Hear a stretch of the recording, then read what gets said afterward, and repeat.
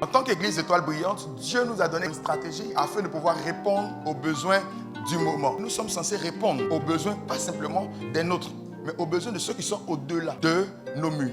Des besoins de ceux qui appartiennent à la société, à la nation dans laquelle nous nous retrouvons. On peut comprendre qu'une nation est un ensemble de personnes qui ont en commun une idéologie, qui ont en commun un secteur d'activité. Partant de ce fait-là, on dira clairement que ceux qui partagent le secteur d'activité de l'éducation appartiennent à la nation de l'éducation.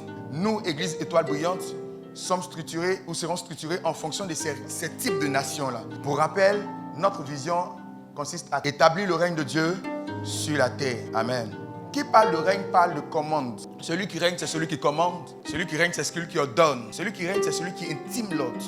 Celui qui règne, c'est celui qui dirige. Pour être aux commandes des affaires de la vie, vous devez aller au-delà de simplement recevoir des bienfaits de l'Éternel.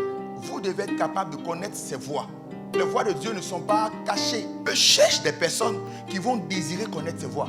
À qui il va révéler ses voies. Le monde a besoin des gens qui connaissent les voies de Dieu.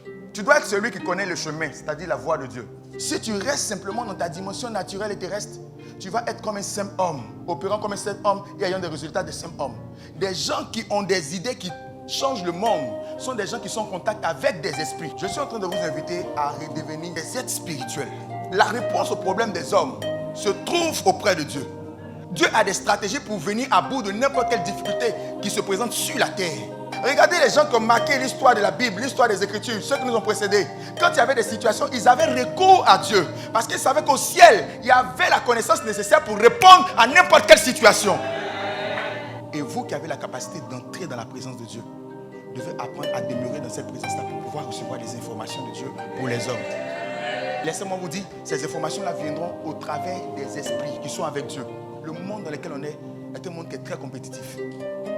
Tu as besoin d'avoir des connaissances qui viennent du ciel. Si tu veux marquer la différence.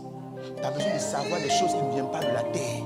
Si tu veux marquer la différence. Dieu est prêt à vous révéler ces choses cachées, mais il y a quelque chose que vous devez faire. Il y a une condition.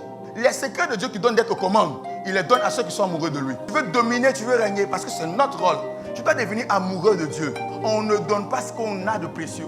On ne partage pas ça à tout le monde. On partage aux personnes qui nous sont chères, qui sont intimes. Des personnes dont on sait que l'amour qu'ils ont pour nous est authentique, est vrai. Oui, c'est là le vrai point. Souvent, tu veux être aux commandes des affaires de la vie. Mais Dieu ne donne pas ses révélations à tout le monde. Vous savez, Dieu n'abandonne jamais dans le feu, dans les problèmes, quelqu'un qui lui manifeste son amour. Apprenons à devenir amoureux de Dieu.